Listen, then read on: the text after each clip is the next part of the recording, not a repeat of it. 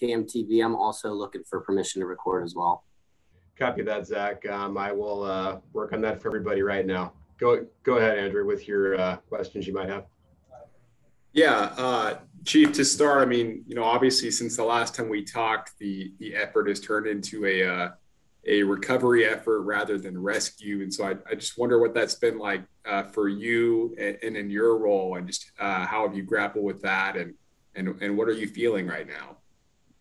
Well, yeah, let me, maybe I'll go give you a back brief since the last time we'd met. Yeah, the decision was made. We were having issues while in rescue mode up until last Sunday. I believe it was that the remaining part of the structure was unsafe, and we couldn't get rescue workers up close to the standing part of the building where we knew through intelligence there was most likely some victims within that area and stuff like that. So a demolition crew was contracted, and they came in on Saturday and worked throughout the night to be able to do a controlled demolition of the pile of the standing hotel. That took place Sunday evening. Put it down right where the gentleman said that it was going to be imploded and put down. And while he did that, there was a membrane that I would kind of couch like what you would put maybe in your rocks outside of kind of a landscaping membrane, a black poly film that we stuck over the historical pile, the one that collapsed, so that we knew where the starting point should we get some rubble on top of that pile. That demolition took place. Very little, if any, rubble landed on the historical spot that we were trying to preserve. And within 90 minutes of the building coming down, we had rescue workers back up on top of the pile, continuing rescue operations.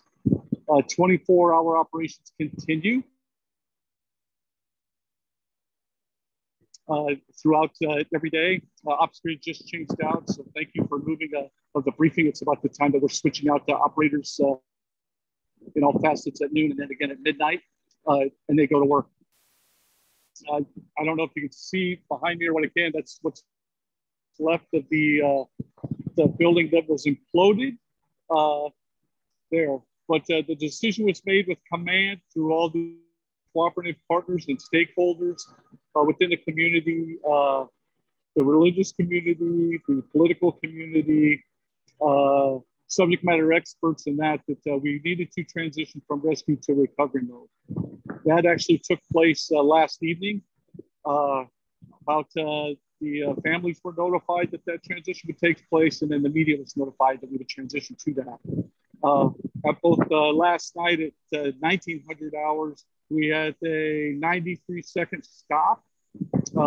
That is in memorial for all those individuals that passed as the building collapsed at 1:23 in the morning.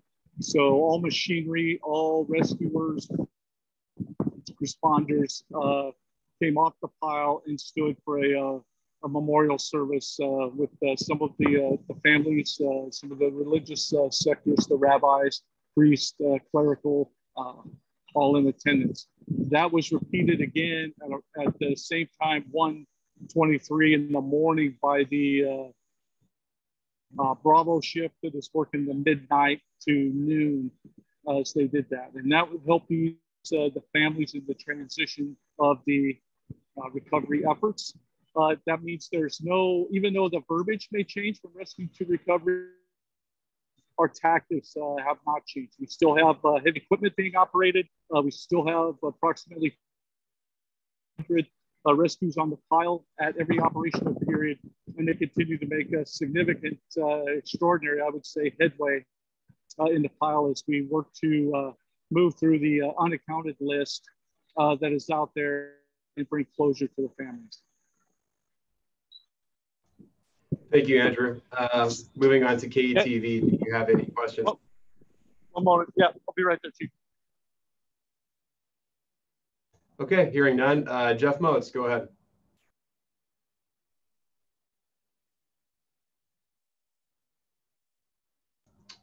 Uh, 1011, do you have any questions for us?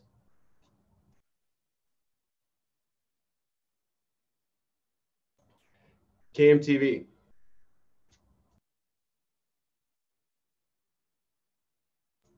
Zach Williamson. Just kind of talk about these last few days and also, you know, how much it means for you to be down here and helping in these efforts. I would be amiss if I told you it wasn't very mentally taxing and physically taxing, especially when you look at the ebb and flow of this incident. Mic check, 1, 2, 3, 4. Mic, can you check 1, 2, 3, 4. Mic check 1. Tropical storm, and hurricane that was coming in, Hurricane Elsa, that put a work stoppage as we had a considerable amount of rain that was coming in, lightning that stopped everything. As you can see, we have 400-ton cranes that are operating, and they have a very high mast in the air. So, and now we've transitioned to 80% humidity and heat index as well into the low hundreds. So work rest cycles on the individuals is tough to maintain the pace that they're going at, but they're outstandingly, to everyone that I visit with, are in good spirits.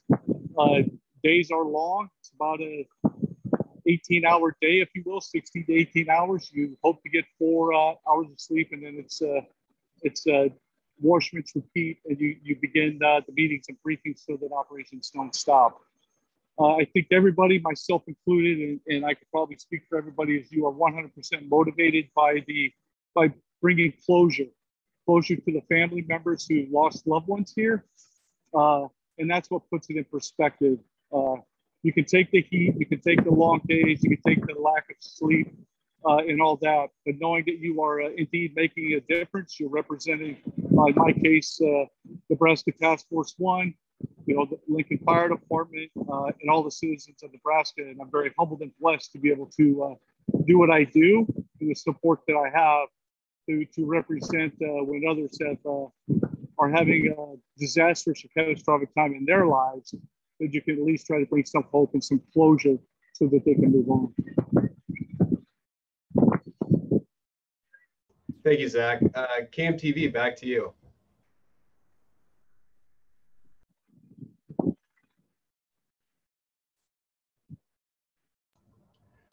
Joe Nugent, go ahead.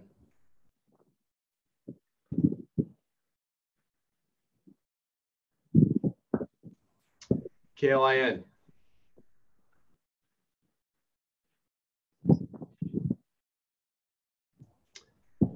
Jared Austin.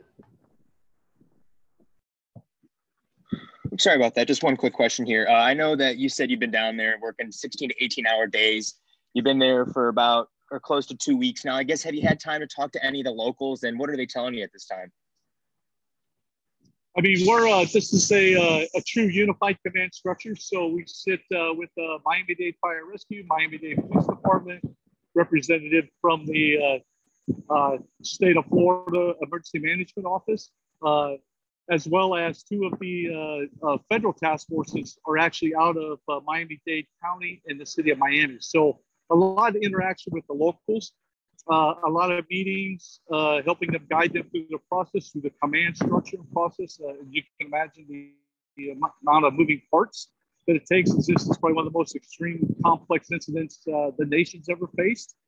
And so you're helping to guide them through, you know, structure that puts a plan together that houses all of those moving parts, from machinery and equipment operators to traffic flow to getting people into the area. There's still residences around here, and this is still a controlled site. So we're here for the long haul, talking with the locals and the pace that the rescue workers or recovery workers now are working on the file. They're trying to put in metrics through our subject matter experts and engineer of the amount of debris that's left.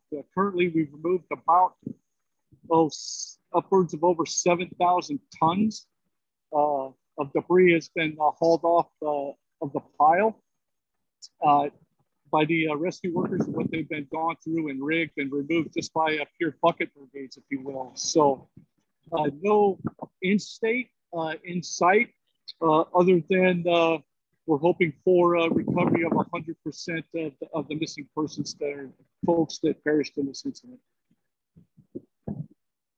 Thank you, Jared. Jill Pembroke, do you have any questions for us? Hello. I just wanted to ask, could you describe what you're seeing, day to day, hour to hour, when you are digging through, trying to reach for people, and just what is that like, It's probably the best way to describe it is the concrete is pulverized. So it's not, although you may see, I don't know where you can see behind me, there's big slabs. That was from the building that was controlled demolition. What has come down now, or that they're working on, is behind that. And it is really almost like a pulverized rocks, like boulders, very few bigger pieces of concrete. And the most challenging is the rebar. I would couch it as a giant bowl of spaghetti. And this is how you have twisted, mangled rebar. There's about an inch to an inch and a half round that they're trying to just cut to be able to get below and delayer and stuff. This is a pancake collapse, and so very few void spaces. So other than cutting steel, moving steel, 5-gallon buckets of debris being, handed down in a chain gang back and forth, or slid down makeshift little slides of tarps to be able to take off the pile. And I was just subscribed, as you see 200 folks working on that. They're like little ants working around in a very corrugated effort. We have some intelligence, some information through subject matter experts, our international partners, some modeling that's been done of the building. And currently they're doing targeted searches of where they know residents were at the time and where they might have ended up from the collapse. And so they do a lot of targeted searching and digging. And I mentioned to somebody the other day, it is like a precision of an archaeological find. The heavy equipment is moving in choreography with division supervisors, with task force members that move in and move out when the equipment works, and is truly to the surgical precision of archaeological find as they move to locate all the human remains. Thank you, Jill. Jeff Motz, I see you're unmuted. Are we back to you? Do you have a question for Chief Thavenet? Yeah, I do, Nick, really quick. I apologize. I was away here for a little bit. Is there a need for other resources to come in terms of other task force members to come in and help with relief for the ones that have been responding to this incident? Right now, the first initial task force is Florida 1, Florida 2. This is their turf, their dirt. We have rotated half of their task force out on a 2-day rotation every 7 days. They just repopulated both of them. So we do not hamper the ability of the current workers. So we maintain the same tempo and pace. And they have returned from their R&R and stuff, as most of those were on duty, or a lot of them were on duty the night of the collapse. As far as the 5 additional task forces, federal task forces we have here, they're set up and prepared for a 14-day deployment is the normal time frame. But in the middle of that, we had kind of almost a 2-day, not quite a 2-day, 36-hour stand down, where nobody was allowed on the pile while the demolition crew was inside softening the old structure, drilling holes so they could set their explosives for the controlled demolition. So there was a pause in concert with the hurricane that was coming in that put some tactical pauses as well. So we're definitely leaning on the leadership of each individual task force. What is the mindset and the physical ability of their 80-person task force to advise us? Right now, as I talked to them this morning in a meeting, all of them were in very good spirits. They were good to go. Thus, the movement of the operational periods from noon to midnight, they get a little bit of daylight and they get a little bit of repress from the heat to break that up. So right now, it's probably too early to tell in the length of the incident, but it definitely is part of our long-term planning as we plan out this incident. Thank you, Jeff. I see we're also joined by Nancy Chris, the PIO of our sponsoring agency, Lincoln Fire. Nancy, do you have any questions for Chief Thavenet at this time? I do not. Just want to thank the chief and you, Nick, for facilitating this. I know that our media partners really appreciate it, so thank you. Does anybody else have any final questions for Chief Thavenet before we can get him back to the task at hand? He has an extremely dynamic and busy schedule today. Chief, I was going to ask, you mentioned how it's mentally taxing, and you mentioned that last week. I wonder how much that has changed in the last week, with you being out there another week, and just what has changed for you personally in the last 7 days since we last spoke. If I had to, and don't print it as soon as I say that, you will. You have little wins. I was able to. You can imagine the heat and humidity and the rain. I was actually able to do laundry at 2 o'clock in the morning the other night. So that was a victory. And I'm sure all the other guys around me appreciated that. But you kind of deal with it. What your task is. You know what the leader's intent. You know what the locals expect. And you just put your skill set to work. So you really don't let your mind dwell on reflecting back or what ifs. You kind of just keep charging forward. And I think that is kind of the mental state. It will definitely be a decompression time, no doubt, when you're done here, because I know this is, you're running on high stress, critical decision making almost by the minute, whether they're moving a crane, a heavy object, people are underneath, they're slinging loads, and all that. So it's the high stress environment is probably the most taxing. That the decompression time for not just myself and everybody at the end of this will definitely be welcome.